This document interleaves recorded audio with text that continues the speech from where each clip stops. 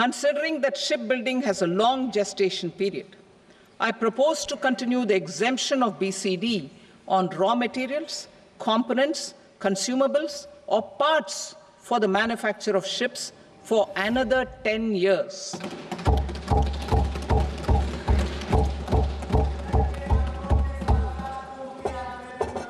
I also propose the same dispensation for shipbreaking to make it more competitive. Telecommunication.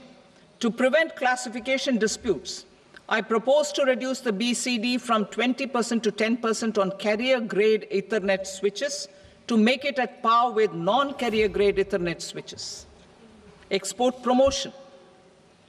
To facilitate exports of handicrafts, I propose to extend the time period for export from 6 months to 1 year, further extendable by another 3 months if required.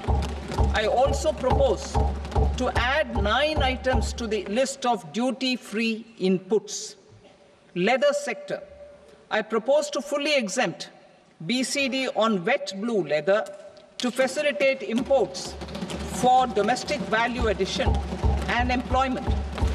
I also propose to exempt crust leather from 20% export duty to facilitate exports by small tanners.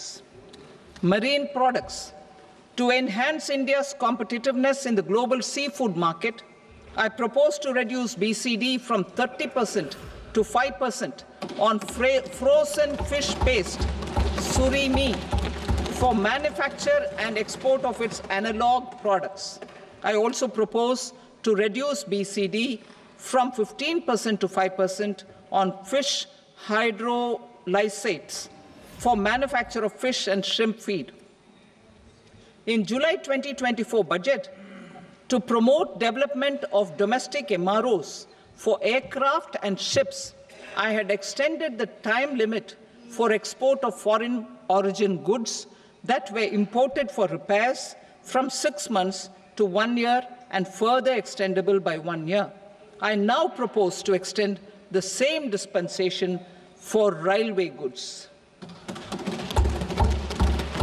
Time limit for provisional assessment.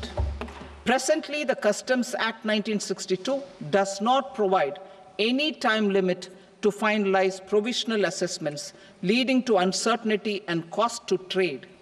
As a measure of promoting ease of doing business, I propose to fix a time limit of 2 years, extendable by a year, for finalizing the provisional assessment. I propose to introduce a new provision that will enable importers or exporters, after clearance of goods, to voluntarily declare material facts and pay duty with interest but without penalty. This will incentivize voluntary compliance.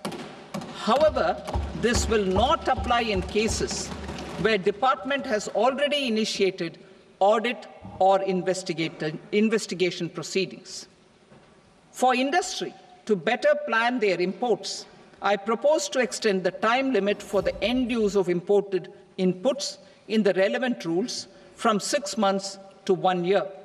This will provide operational flexibility in view of cost and uncertainty of supply. Further, such importers will now have to file only quarterly statements instead of a monthly statement.